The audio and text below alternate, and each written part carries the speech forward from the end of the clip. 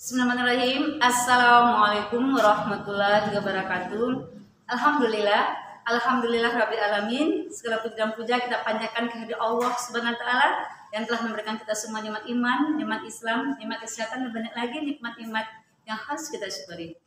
Alhamdulillah kita juga bersalawat kepada junjungan kita Nabi besar Muhammad Sallallahu Alaihi Wasallam, beserta para keluarga, para sahabat, dan juga para pengikutnya. Alhamdulillah kita bertemu kembali dalam kajian Islam secara online yang diselenggarakan oleh Yayasan Bunian Jakarta. Baik, agar kajian ini mendapatkan berkah, rahmat, dan ridha dari Allah Subhanahu wa taala, kita buka sama-sama dengan baca basmalah. Bismillahirrahmanirrahim. Adapun tema kita hari ini adalah 5 pesan Nabi. Ya. Nah, ini dari hadis yang diriwayatkan oleh Tirmizi dan Ahmad. Ketika Mu'adz bin Jabal berdakwah ke negeri Yaman, Mu'adz bin Jabal ini berpamitan kepada Rasulullah SAW dan para sahabatnya. Ketika berpamitan, Mu'adz bin Jabal ini menangis. Ditanyakan oleh Rasulullah, kenapa engkau menangis ya Mu'adz bin Jabal? Kemudian Mu'adz bin Jabal katakan, saya menangis karena saya bersedih. Karena bersedih meninggalkan Rasulullah. Setelah itu Rasulullah menghibur Mu'adz bin Jabal dengan berkata, janganlah bersedih, karena sesungguhnya sedih itu datangnya dari setan. Wahai Mu'adz, bertakwalah kepada Allah dimanapun engkau berada. Ikutilah keburukan dengan kebaikan, niscaya kebaikan akan menghapuskannya. Dan berakhlaklah kepada orang lain dengan akhlak yang baik.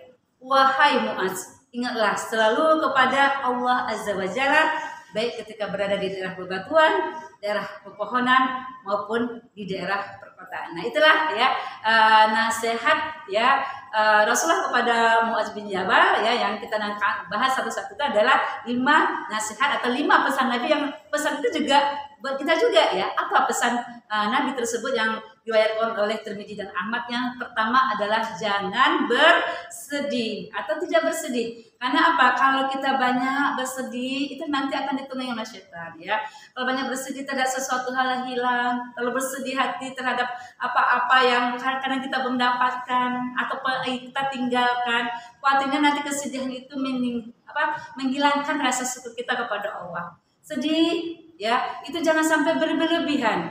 Kalau berlebihan nanti kita tidak mengukur lagi bahwasanya banyak sekali nikmat yang Allah berikan kepada kita.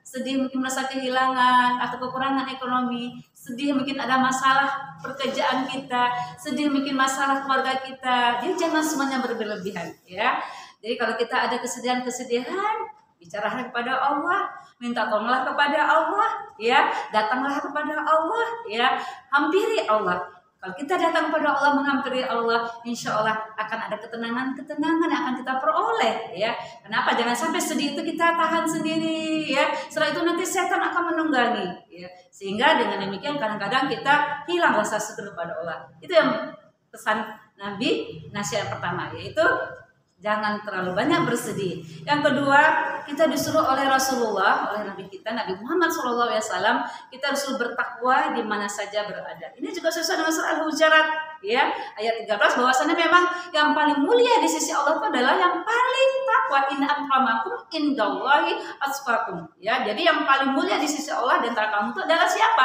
Yang paling bertakwa. Nah, takwa ini harus di mana saja.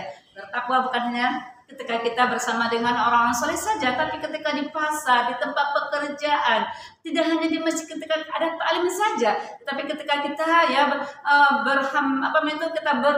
bekerja atau kita melakukan hal-hal yang lainnya, tetap kita bawa iman kita, tetap kita bawa ketakwaan kita. Jadi makanya dikatakan bertakwa itu di mana saja kita berada.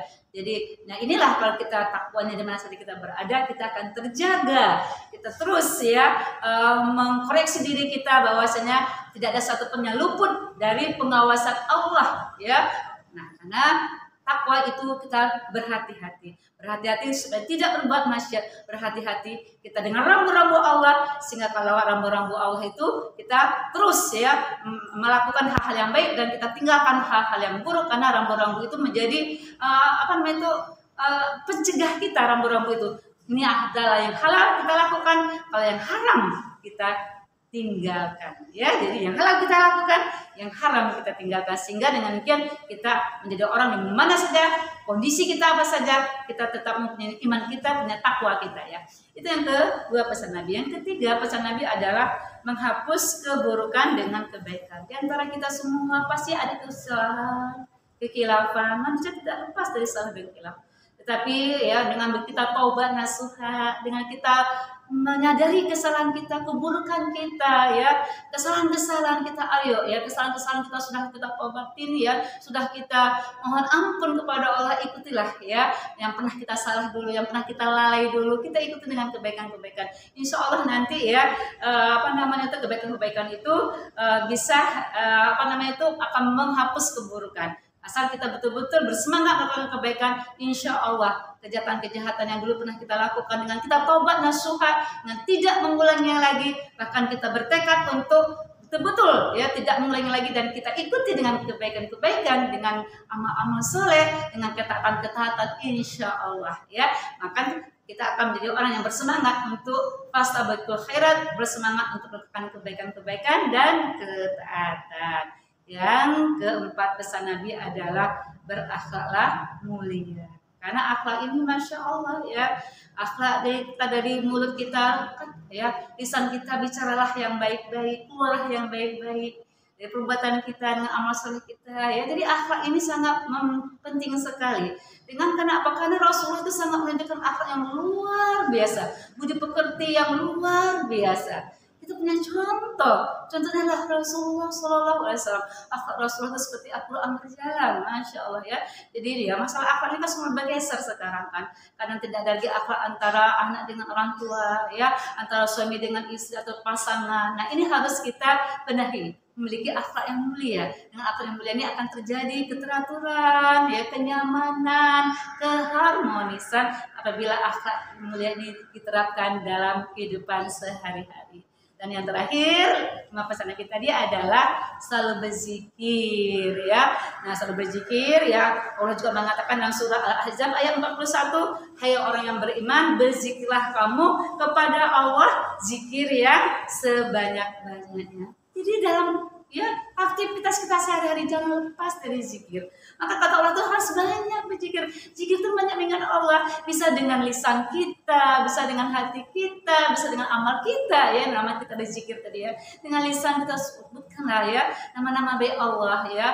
Dengan hati kita selalu bersyukur, kita memuji Allah kita dalam hati kita. Dengan amal kita buktikan dengan perbuatan-perbuatan kita, rasa syukur kita dengan banyak mengingat Allah dengan lisan kita, hati kita juga demikian selalu mengagungkan kebesaran Allah. Karena memang dengan zikir banyak mengingat Allah, hati menjadi tenang ya. Nah itulah para penonton semua, tadi ada 5 ya, ada 5 pesan Nabi.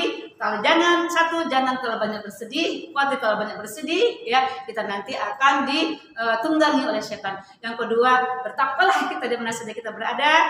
Kemudian yang ketiga, lakukanlah ya kebaikan-kebaikan, dengan kebaikan-kebaikan itu insya Allah akan menghapus keburukan-keburukan yang telah kita lakukan dengan kita sudah taubat nasuha tadi gitu ya. Kita lakukan kebaikan-kebaikan, ketaatan. Nah yang keempat adalah memiliki akhlak yang mulia, akhlak yang baik, dan yang kelima pesan Nabi adalah selalu berzikir, bahkan zikirnya dengan sebanyak-banyaknya. Mudah-mudahan 5 pesan Nabi ini ya bisa kita lakukan. Mudah Allah menguatkan kita, Allah meneguhkan kita menjadi pribadi-pribadi yang mulia sesuai dengan pesan Nabi. Itu mungkin yang bisa saya sampaikan kepada para penonton semua. Saya yakin ini masih banyak khilaf, banyak salah karena keterbatasan ilmu yang saya miliki. Kalau benar itu ketanya dari Allah, kalau ada salah saya mohon maaf lahir dan batin. Kepada Allah saya mohon ampun, astagfirullahaladzim. Kepada para penonton semua saya mohon maaf lahir dan batin. Alhamdulillah, fala takuna muntarin. Mohon maaf lahir dan batin. Assalamualaikum warahmatullahi wabarakatuh.